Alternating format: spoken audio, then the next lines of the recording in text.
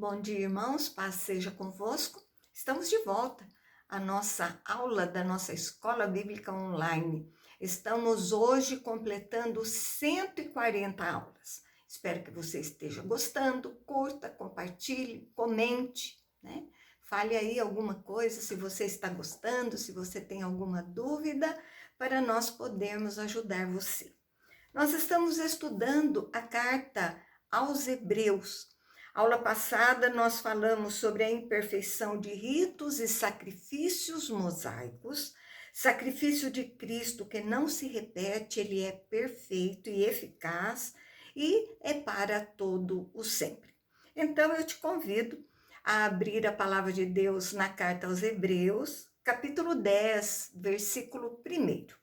E a palavra de Deus diz: Ora, visto que a lei tem sombra dos bens vindouros, não a imagem real das coisas, nunca, jamais pode tornar perfeitos os ofertantes com os mesmos sacrifícios que, ano após ano, perpetuamente eles oferecem. Então, a sombra projeta, né, o contorno do que é real. O sistema sacrificial na lei apontava para algo maior, bens vindouros, perfeito.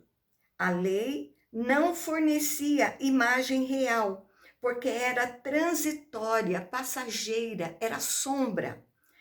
Na lei, os que traziam as ofertas sempre tinham que fazer isso, repetir o sacrifício. E ele não conseguia, na verdade, resolver o problema definitivamente.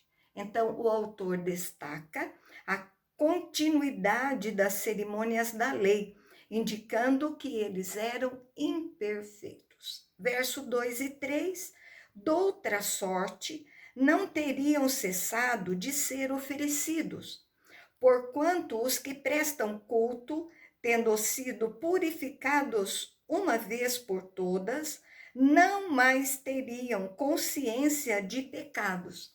Entretanto, nesses sacrifícios, faz-se recordação de pecados todos os anos. Então, como os sacrifícios eles eram feitos todo ano, mostra o caráter da imperfeição. Quando vem o que é perfeito, esses sacrifícios vão ser cessados. O autor pergunta se os sacrifícios na antiga aliança resolvessem a questão, eles não precisariam ser repetidos, seriam feitos uma vez só, como foi o sacrifício de Jesus Cristo. 4 e 5, porque é impossível que o sangue de touros e de bodes remova pecados. Por isso, ao entrar no mundo, diz: sacrifício e oferta não quisestes, antes um corpo me formaste. Então, são citações de 1 Samuel 15, 22 e Salmos 40, 6, 7 e 8. Então, o autor traz citação de 1 Samuel dizendo que o sacrifício de um animal não torna alguém justo. Era feito e aceito por Deus, porque apontavam para o sacrifício que seria feito por Jesus Cristo. Então, quando a antiga aliança era feito o sacrifício de sangue de um bode, era aceito por Deus por causa de Cristo. Então, Deus sabia que era apenas uma sombra e Cristo resolveria o problema no momento certo. Então, em Salmo 40, aplica-se a Cristo, o Messias. Sua missão era levar o seu sangue perfeito para, de uma vez por todas, resolver a questão do pecado. Então, nasce Cristo. 6 e 7. Não te deleitaste com holocaustos e ofertas pelo pecado. Então eu disse: eis aqui, estou no rolo do livro que está escrito ao meu respeito, para fazer, ó Deus, a tua vontade. Então aqui temos Salmos 40, mais uma vez aqui citado, o foco deste salmo é mostrar que as pessoas com o coração convertido, que era o que Deus queria, mas eram feitos os sacrifícios exteriormente, mas a pessoa se mantinha uma vida de pecado. Fazia o ritual, mas não mudava de vida. Então era hipocrisia. O Messias se apresenta na disposição de cumprir a sua missão. A vontade de Deus isenta nas profecias o Cordeiro de Deus que tira o pecado do mundo. 8 e 9. Depois de dizer como acima, sacrifícios e ofertas não quisestes, nem holocaustos e oblações pelo pecado, nem com isto te deleitaste, coisas que se oferecem segundo a lei.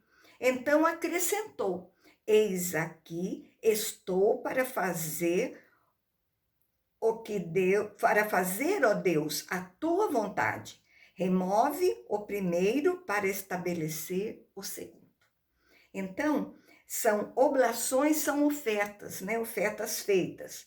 Deus não aceitava essa oferta porque o povo se desviou. Então, era mecânico. Eles levavam oferta e pecavam, levavam oferta e pecavam.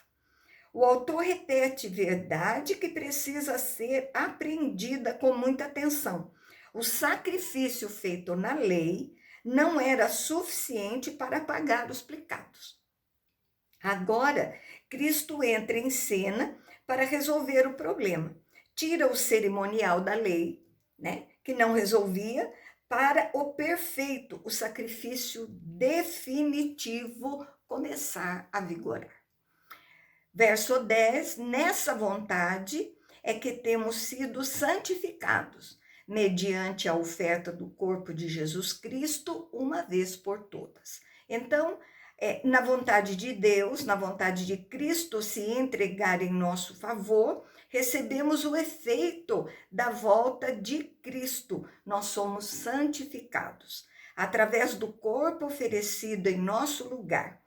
Ele nos substituiu na morte, no meu lugar, uma forma definitiva. Verso 11, ora, todo sacerdote se apresenta dia após dia a exercer o serviço sagrado e a oferecer muitas vezes os mesmos sacrifícios que nunca, jamais podem remover pecados. O sacerdote faz muitas vezes o mesmo sacrifício, mas o faz com Cristo, o sacrifício definitivo, que é uma única vez. Então, está citando aqui Números 28, 3. Verso 12 e 13, Jesus, porém, tendo oferecido para sempre um único sacrifício pelos pecados, assentou-se à destra de Deus, aguardando daí em diante até que seus inimigos sejam postos por estrados dos seus pés. Então o sacerdote ficava sempre de pé, oferecendo os sacrifícios, e Jesus, porém, estava à direita de Deus, assentado. Sacrifício único, onde está o trono, está entronizado, aguardando que os inimigos sejam julgados e vencidos. 14 e 15, porque com uma única oferta aperfeiçoou para sempre quantos estão sendo santificados. E disto nos dá testemunho também o Espírito Santo, porquanto após ter dito. Então, morreu uma única vez, né, Jesus, resolvendo o problema do pecado para todo sempre. Os santificados são as pessoas alcançadas pelo sacrifício de Jesus, convertidos que deram e creram no Senhor Jesus. A ação do Pai, Filho e Espírito Santo era plena no Antigo Testamento e no Novo Testamento também. Verso 16, 17, esta é a aliança que farei com eles. Depois daqueles dias, diz o Senhor, porei o seu coração as minhas leis e sobre a sua mente as escreverei. E acrescenta, Também de nenhum modo me lembrarei dos seus pecados e das suas iniquidades para sempre. Então, a citação é de Jeremias 31, de 31 a 34. Era um compromisso na citação da aliança especial de Deus para com seu povo, que aconteceria por meio de Jesus Cristo. O povo teria temor do Senhor com caráter permanente. Verso 18, ora, onde a remissão destes, já não há oferta pelo pecado. Então, já que Deus não vai se lembrar mais dos pecados, já não há mais ofertas, porque já foram perdoados completamente. E o Espírito Santo profetizou no passado e agora nos faz entender tudo isso no presente. Agora, o autor vai falar o privilégio de acesso dos crentes à presença de Deus. Então, os privilégios que nós temos, né? Nós somos cristãos, tementes a Deus, nós aceitamos a Jesus como Senhor e Salvador, nós nos arrependemos dos nossos pecados, né? E agora nós vamos ver os privilégios que nós temos. Verso 19 e 20. Tendo, pois, irmãos, intrepidez para entrar no Santo dos Santos, pelo sangue de Jesus, pelo novo e vivo caminho que ele nos consagrou, pelo véu, isto é, pela sua carne. Então, ele fala com os cristãos e temos que ter esta confiança e coragem, pois o Santo dos Santos está aberto para acessarmos a presença de Deus. Então, por causa do sangue de Jesus, já não há mais condenação para nós. A carne de Cristo se rasgou, assim como o véu, para que tivéssemos acesso à presença de Deus. Verso 21 e 22, e tendo grande sacerdote sobre a casa de Deus, aproximemo-nos com sincero coração, em plena certeza de fé, tendo o coração purificado de consciência e lavado o corpo com água pura. Cristo, grande sacerdote, o maior, está sobre os salvos, que vivem ainda conduzindo nossa vida. Nos achegamos a Ele com fé, com verdade no coração, com arrependimento, convertido, ações puras no nosso proceder ou batizados nas águas. Em verso 23 e 24, guardemos firmes a confissão da esperança, sem vacilar, pois quem fez a promessa é fiel. Consideremo-nos também uns aos outros para nos estimularmos ao amor e às boas obras. Então, firme é aquele que não perde de um lado para outro, confessa o que crê, com foco no que crê, na salvação, porque quem fez a promessa vai cumprir. Então, tem foco na esperança do cumprimento da promessa e no presente temos missão a cumprir. E com a sociedade o nosso próximo. Precisa esforço nessa direção, amar ao próximo e servi-lo também. Verso 25, não deixemos de congregar-nos, como é de costume de alguns.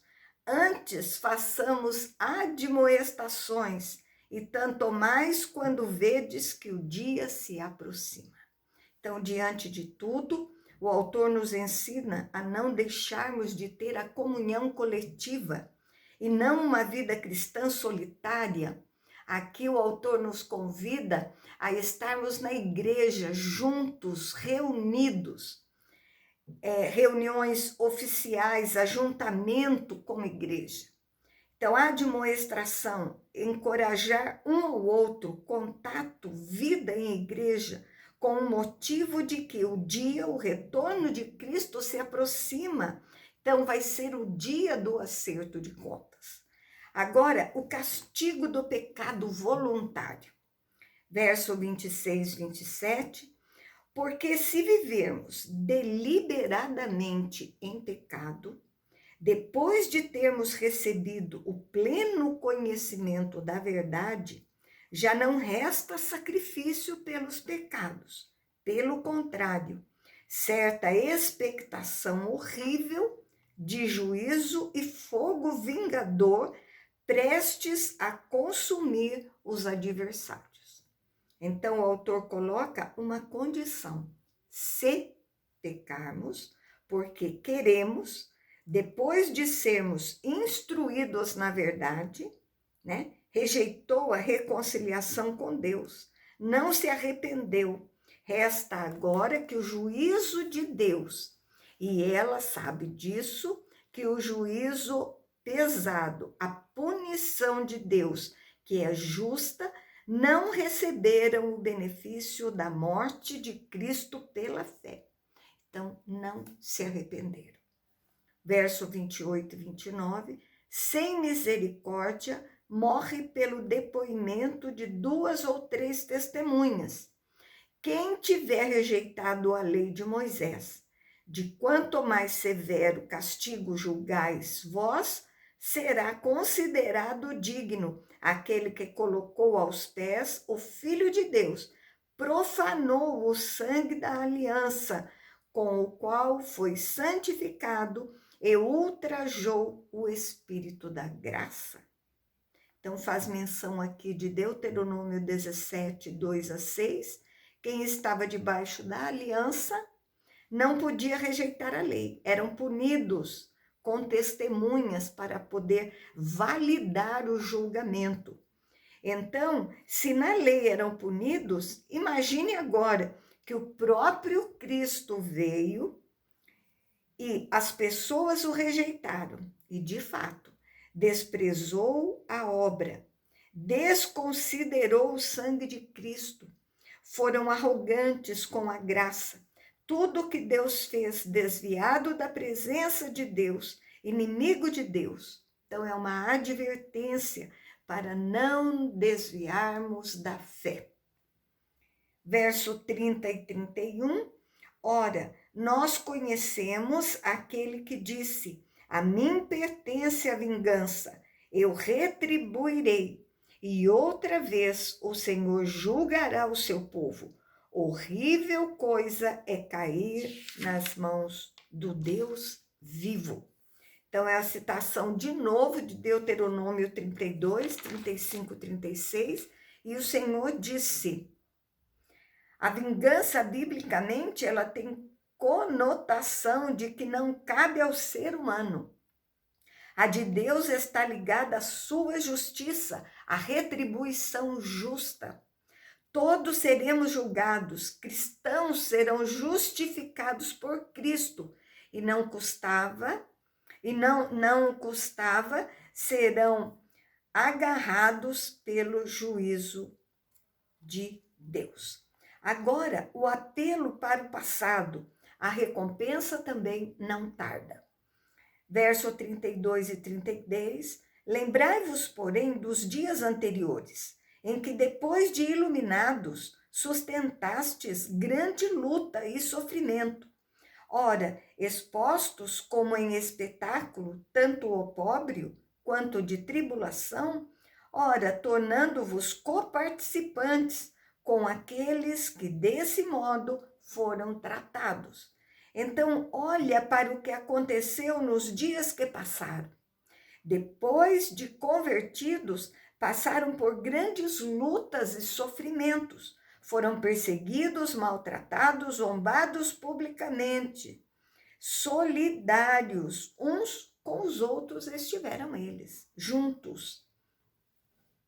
34 e 35, porque não somente vos compadecestes dos encarcerados, como também aceitastes com alegria o espólio dos vossos bens, tendo ciência de possuirdes vós mesmos patrimônio superior e durável. Não abandoneis, portanto, a vossa confiança, ela tem grande galardão. Então, esses irmãos apoiavam também os que foram presos por causa da sua fé, né? De forma passiva, aceitaram a perseguição com alegria, sabendo que Cristo é o maior patrimônio, que não pode ser roubado. Não jogue fora a experiência de fé, é um presente de Deus. Verso 36, com efeito, tendes necessidade de perseverança, para que, havendo feito a vontade de Deus, alcanceis a promessa. Então, talvez no meio deles ali, né, existisse o vacilo na fé. Alguns desistiam, né? Por isso a necessidade de insistir em vencer os obstáculos, para viver no presente a promessa, assim como no futuro, na vida eterna. Verso 37 e 38, porque ainda dentro de pouco tempo, aquele que vem virá e não tardará. Todavia o meu justo viverá pela fé, e se retroceder, nele não se compraz a minha alma. Então, a citação de Isaías 26, 20, Abacuque 2, 3 e 4, apesar das adversidades, Deus está cumprindo a sua promessa. No tempo certo virá, cumprindo a sua palavra. O que crê viverá na confiança em Deus, satisfazendo a vontade de Deus, aguardando a Deus. Então, não abandone a fé. Ele é fiel à palavra dele. Então, ele diz que vai vir, ele vai vir. Verso 39, nós, porém, não somos dos que retrocedem para a perdição. Somos, entretanto, da fé para a conservação da alma. Apesar de toda a advertência dada, ele elogia o grupo. Somos do grupo que crê e é salvo, protegidos da perdição, né? Nós cremos, permanecemos firmes e fiéis à nossa fé. Então, falamos até aqui o sacrifício único de Cristo, o privilégio, né, do acesso dos crentes à presença de Deus, o castigo do pecado voluntário, o apelo para o passado, a recompensa, né, que não vai tardar. A recompensa que não vai tardar, ela vai vir, né? Agora, o autor vai falar da natureza da fé. Capítulo 11, verso 1 e 2. Ora, a fé é a certeza das coisas que se esperam, a convicção de fatos que se não veem, pois pela fé os antigos obtiveram testemunho. Então, a certeza de esperança e promessa cumprida. A convicção nos faz enxergar o futuro permitido por Deus, sem ver. A certeza de que é real. Não vemos os fatos, mas cremos neles. A fé gera convicção de realidade. O autor demonstra essa definição de fé. No passado, os antigos foram aprovados como exercitaram a sua fé.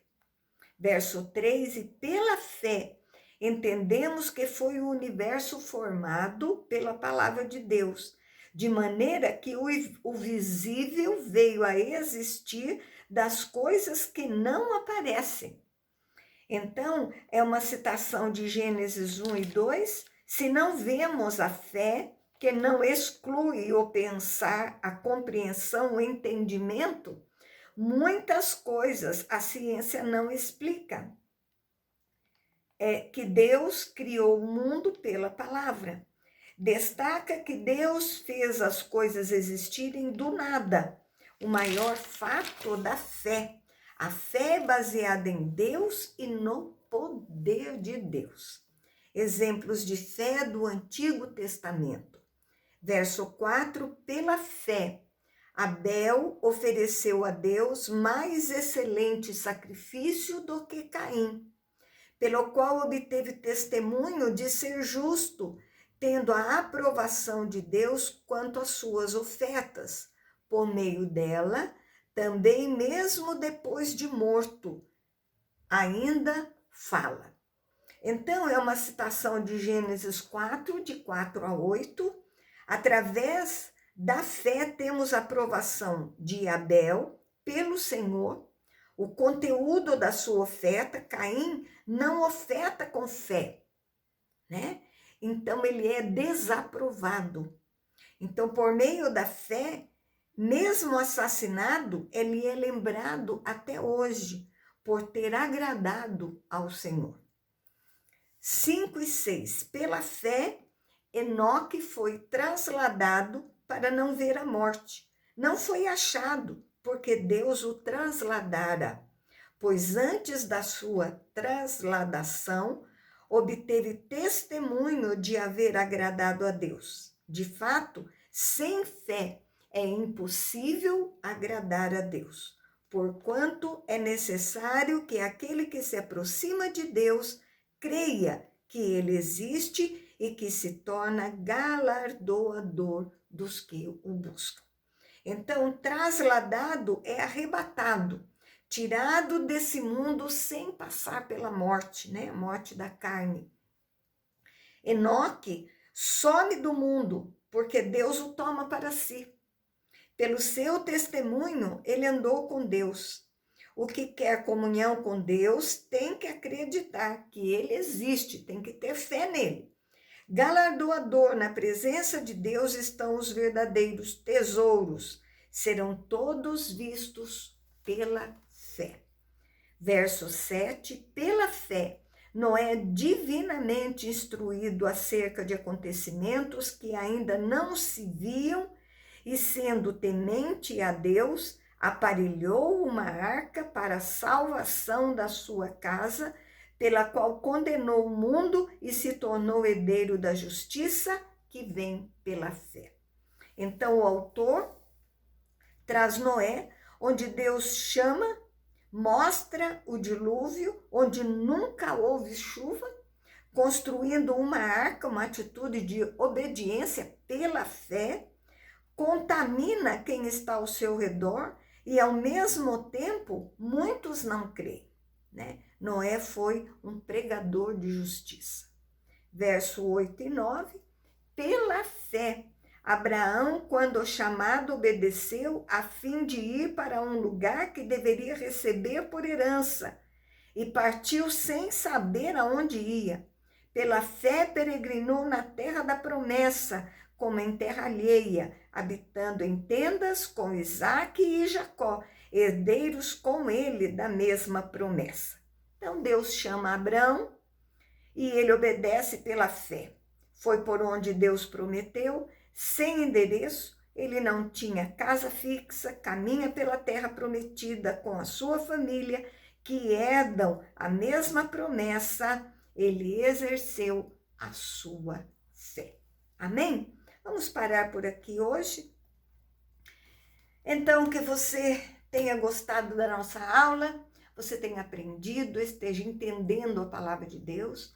Espero que você tenha um excelente domingo junto com a sua família, junto com Jesus, né?